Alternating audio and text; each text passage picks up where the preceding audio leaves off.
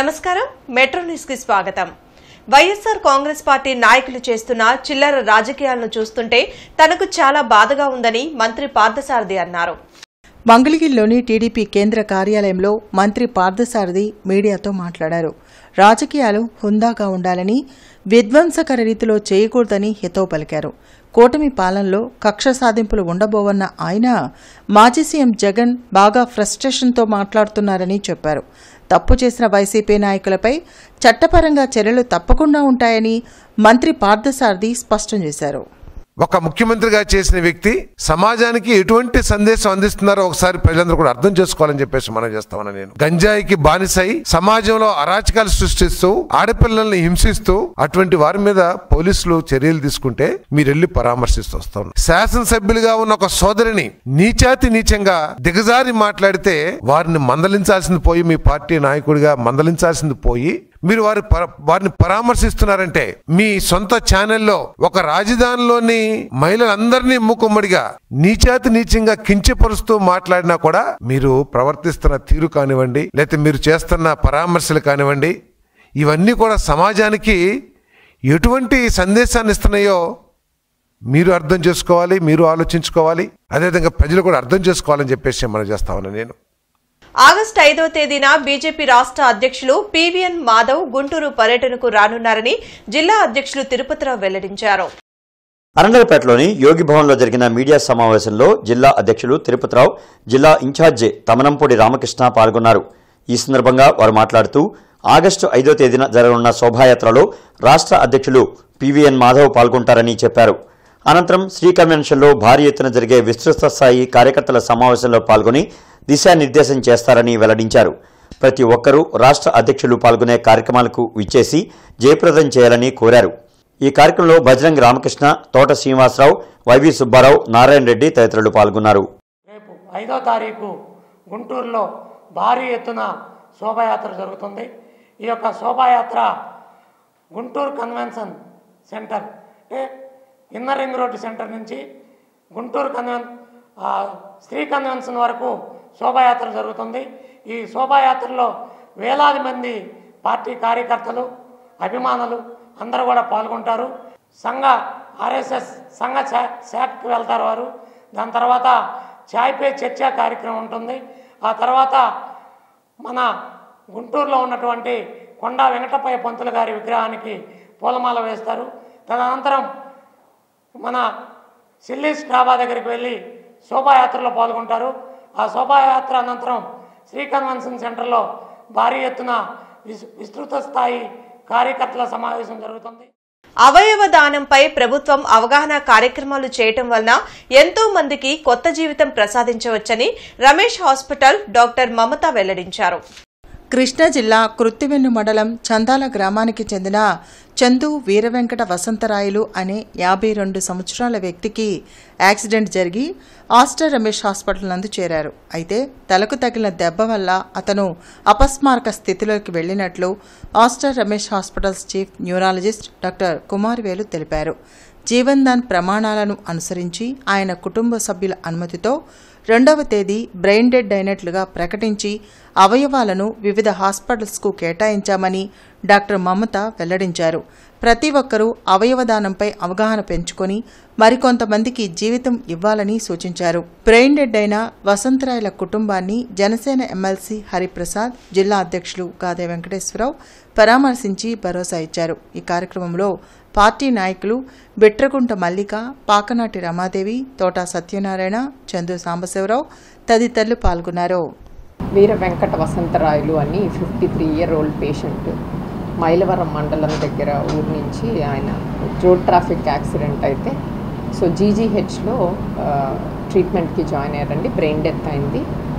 తర్వాత ఇప్పుడు రీసెంట్గా ఏంటంటే రాంబాబు గారు జీవన్ దాన్ చీఫ్ కోఆర్డినేటర్ ఎవరైతే ఉన్నారో రీసెంట్గా కోఆర్డినేటర్స్ అందరితో మాట్లాడి గవర్నమెంట్ హాస్పిటల్స్లో కూడా ఎక్కడైతే బ్రెయిన్ డెత్ అవుతుందో ఆ పేషెంట్స్ కౌన్సిలింగ్కి మిగతా కోఆర్డినేటర్స్ అందరూ వెళ్ళి కౌన్సిల్ చేయొచ్చు అని ఛాన్స్ ఇచ్చారు. దానివల్ల ఏంటంటే ఏదైతే గవర్నమెంట్ హాస్పిటల్లో బ్రెయిన్ డెత్ అవుతున్నాయో వాటిని ఆర్గాన్స్ వేరే పేషెంట్స్కి హెల్ప్ అవుతున్నాయి. అలా వెళ్ళి కౌన్సిల్ చేసినప్పుడు వాళ్ళ బాబు తను తను వాళ్ళ సిస్టరు వాళ్ళ mother they came forward and దానివల్ల ఏంటంటే ఆల్మోస్ట్ ఒక 5-6 పీపుల్కి మనం మళ్ళీ లైఫ్ ఇచ్చినట్టు అవుతుంది. లివరు 2 కిడ్నీస్ తీసుకుంటున్నారు. బ్రెయిన్ డెడ్ అయిన తర్వాత అవయవదానం చేస్తే మళ్ళీ ఎవరికన్నా ఉపయోగపడతారు అని చెప్పేసి దేవుడు జన్మనిస్తే మా డాడీ మళ్ళీ కొంతమంది పునర్జన్మనిస్తారనే ఉద్దేశంతో ఇంకా మా నాన్నగారికి లోకంలో లేరు అనే మాట అవస్థం చేద్దామని 10 మందికి ఉపయోగపడేలాగా అవయవదానం చేస్తే వాళ్ళు మా నాన్నగారు ఇంకా బతికే ఉంటారని మేము ఆలోచిస్తూ ఈ యొక్క స్టెప్ తీసుకోవడానికి నేను ముందుకు వచ్చాను. నాకు మేడం గారు కూడా ఇలా చెప్పారు ఇలా చేద్దామన్నట్టుగానే నేను కూడా ఆ స్టెప్ ఫార్వర్డ్ తీసుకున్నాను. ఇంకా మా నాన్నగారికి లోకంలోనే ఉన్నారు, మమ్మల్ని విడిచి వెళ్ళలేదనే దానికి ఈ అవయవదానమే సాక్షిగా ఉంది. సిపిఐ జిల్లా 26వ మహాసభలు ఆగస్టు 17, 18 తేదీల్లో గుంటూరులో నిర్వహించనున్నట్లు పార్టీ జిల్లా కార్యదర్శి జంగాల అజయ్ కుమార్ తెలిపారు. కొత్తపేట మలయలింగం భవన్లో మాల్యాద్రి, అరుణ్ కుమార్, హనుమంతరావులతో కలిసి ఆయన మీడియాతో మాట్లాడారు.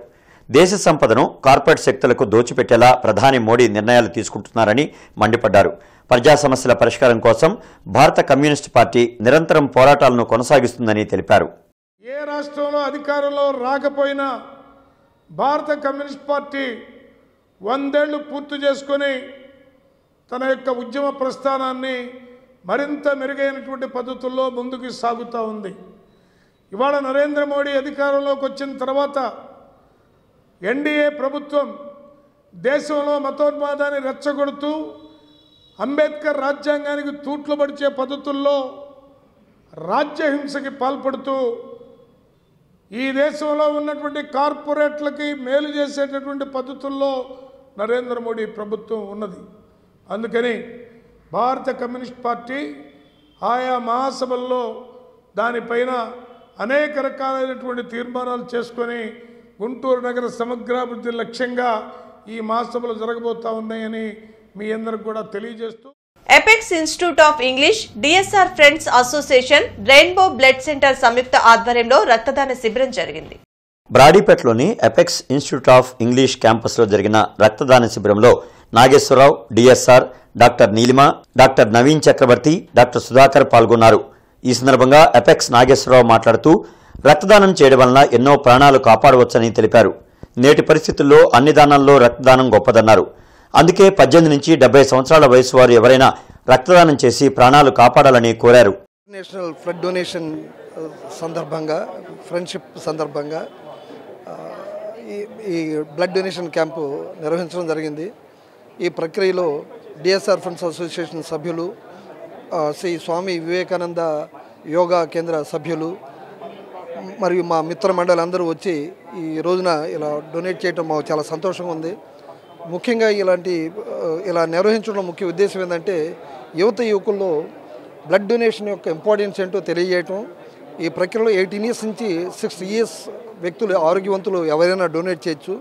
సహజంగా ఫస్ట్ టైం ఎవరైనా డొనేట్ చేయాలంటే భయపడుతుంటారు, బ్లడ్ ఏదో అయిపోతుందని. వృధా అయ్యే బ్లడ్ని 10 మంది ప్రాణాలు కాపాడటానికి మనమే కనుక ఇలా డొనేట్ చేయటం వల్ల ఎంతో మనకి మేలు జరుగుతుంది.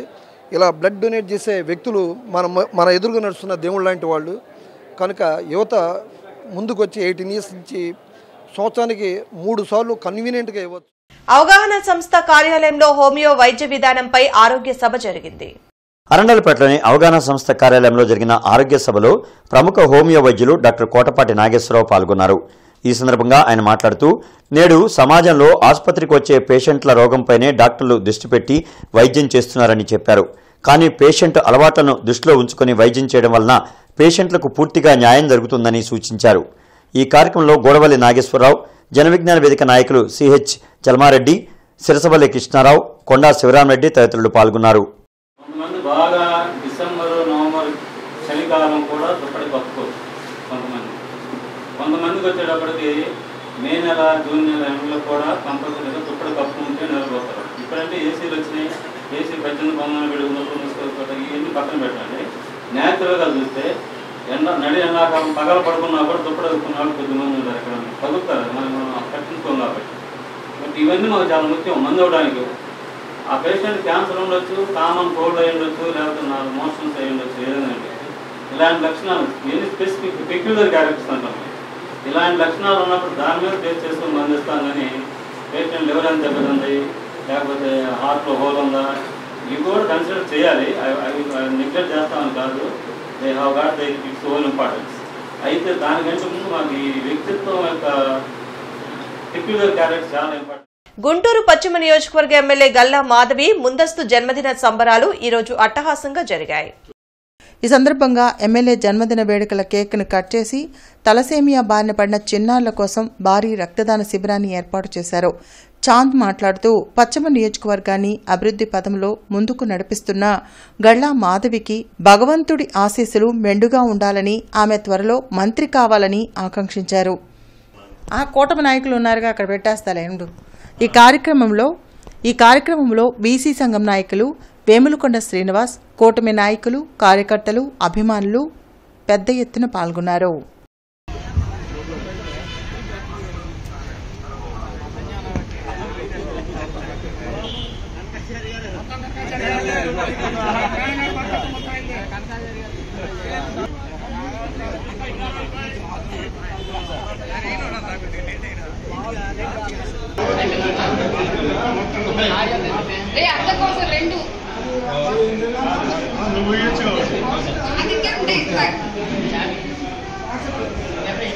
షర్మిల ఆధ్వర్యంలో ఫ్రెండ్షిప్ డే వేడుకలు ఘనంగా జరిగాయి. ఫ్రెండ్షిప్ డే సందర్భంగా సింధూరి హోటల్లో ఏంజల్స్ కిట్టి తరపున ఫ్రెండ్షిప్ డే సెలబ్రేషన్స్ జరుపుకున్నారు. ఆటపాటలతో ఉల్లాసంగా, ఉత్సాహంగా, వినోదాత్మకంగా ప్రోగ్రామ్స్ ని కండక్ట్ చేశారు. మెంబర్స్ అందరూ బాగా సరదాగా, ఆనందంగా ఎంజాయ్ చేశారు. షర్మిల ఆధ్వర్యంలో ఫ్రెండ్షిప్ డే ప్రోగ్రాం జరిగింది.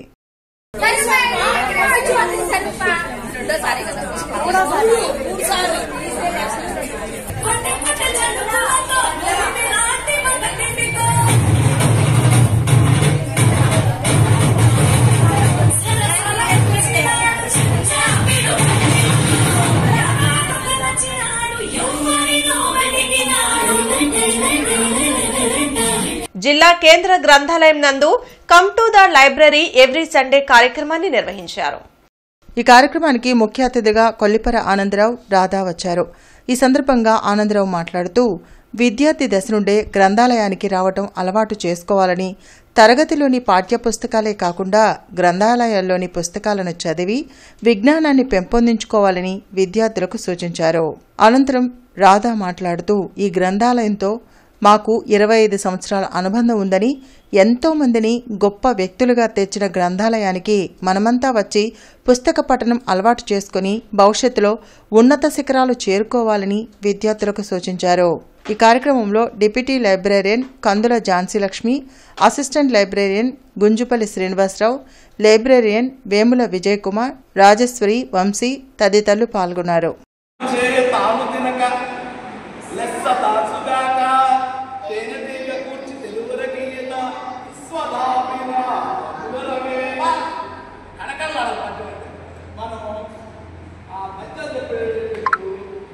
అనుగాని చోట అధికుల మనరాదు కొంచెం ముందుటెల్ల కొదువగాదు కొండ అద్దమందు కొంచెమై ఉండద విశ్వధాపిన వినరవేమ. పద్యాలనేది వినసొంపుగా కలిసి ఉన్నది. ఉప్పు తప్పు రంగు నొకపోలి అందు చూడ చూడ చూడాడవేరయ పురుషులందు పురుషులందు పుణ్య పురుషులు వేరయ విశ్వధాపిన. ఆంధ్రప్రదేశ్ మున్సిపల్ ఎంప్లాయీస్ ఫెడరేషన్ ఆవిర్భావ సమావేశం గుంటూరులో నిర్వహించారు. మున్సిపల్ ట్రావెలర్స్ బంగ్లాలో జరిగిన కార్యక్రమంలో మధుబాబు, రవికుమార్, శంకర్రావు తదితరులు పాల్గొన్నారు. సిఐటియు, ఏఐటియుసికి వ్యతిరేకంగా ఉన్న వారిని కలుపుకొని ఫెడరేషన్ను బలోపేతం చేయనున్నట్లు మధుబాబు తెలిపారు. కూటమి ప్రభుత్వం మున్సిపల్ కార్మికులకు ఇచ్చిన హామీలను అమలు చేయడంలో విఫలమైందని విమర్శించారు. ఎవరైతే ఏఐటిసి, సిఐటిలో వ్యతిరేక భావాలతో ఉన్నారో వాళ్ళందరినీ కూడా ఒక ఏకతాటి మీద తెచ్చి ఐకమత్యం చేసి సంఘటితం చేసి ఫెడరేషన్ని బలోపేతం చేసి